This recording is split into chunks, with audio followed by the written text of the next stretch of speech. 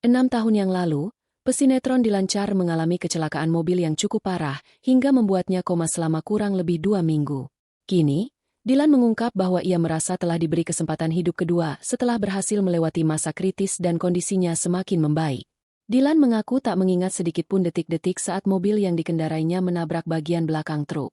Insiden tersebut terjadi pada 31 Oktober 2019, tepat di waktu subuh, ketika ia mengalami mikroslep sepulang dari lokasi syuting.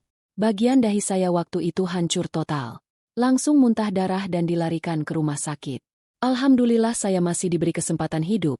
Cerita Dilan pada Selasa, 10 Juni 2025. Dahi Dilan sempat menjalani operasi. Tulang tempurung yang rusak diangkat, lalu digantikan sementara dengan pelat logam.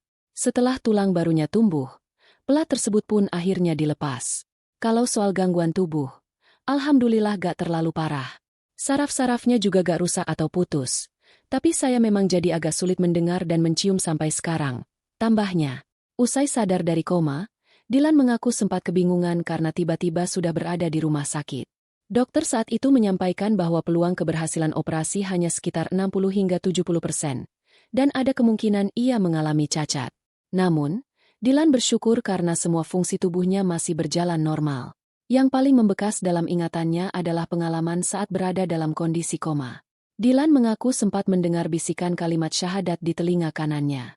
Saya gak tahu itu mimpi atau setengah sadar. Tapi saya dengar suara laki-laki melafalkan 2 kalimat syahadat. Saya tanya ke semua orang, gak ada yang merasa mengucapkan itu, ungkap Dilan. Ia menegaskan bahwa suara itu terdengar berulang kali, bukan hanya sekali. Hingga kini, kenangan itu masih melekat kuat di benaknya. Setelah pulih dari koma, aktor berdarah Sumatera Inggris ini juga sering mengalami mimpi buruk. Dalam mimpinya, ia terus-menerus melihat kecelakaan, meski tak yakin apakah itu kejadian yang sebenarnya ia alami atau bukan. Subscribe channel Warok Media untuk selalu mendapatkan berita terupdate.